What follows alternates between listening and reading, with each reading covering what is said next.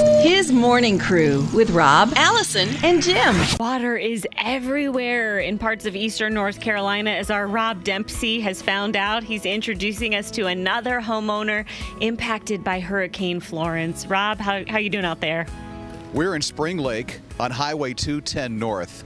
Little River is right behind us, and I'm in the driveway of Bill's house. Usually on any given day, Bill, this river is probably a quarter of a mile from you, but now we're looking at 100 yards from you, maybe even less if it continues to go up. Yeah, that's true.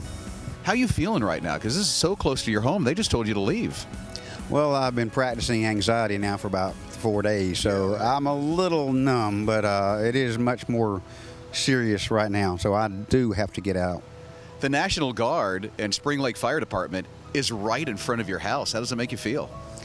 They've been this way now for probably 24 hours, so I could run over here and look, see what they're doing. It seems like it's an active situation, and I want to kind of find out what's going on.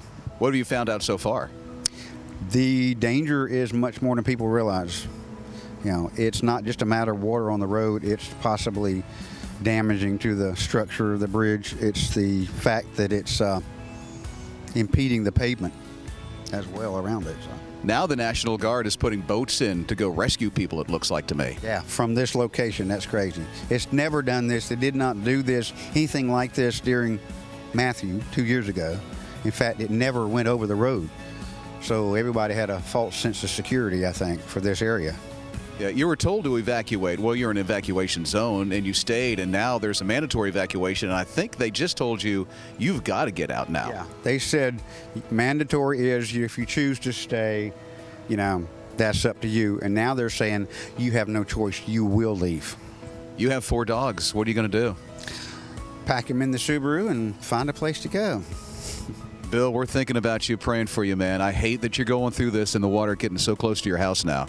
Yes, sir. Thank you. I appreciate that. I know a lot of people praying over this state, and we feel that. Yeah, and thank you for praying, because a lot of people, especially along Little River and the other rivers that are around here, are feeling the impact of what happened with Florence, with the floodwaters that are still rising. Yeah. Well, thank you, Rob. It's good that he's out there and among the people and seeing exactly how bad it is, because in some places, like we are, it kind of rained, a little bit of wind. But other places, obviously, pretty devastating. A lot of people are still dealing with power outages. I was just reading that nearly 300,000 people are still without power after Hurricane Florence. We'll continue to pray for them.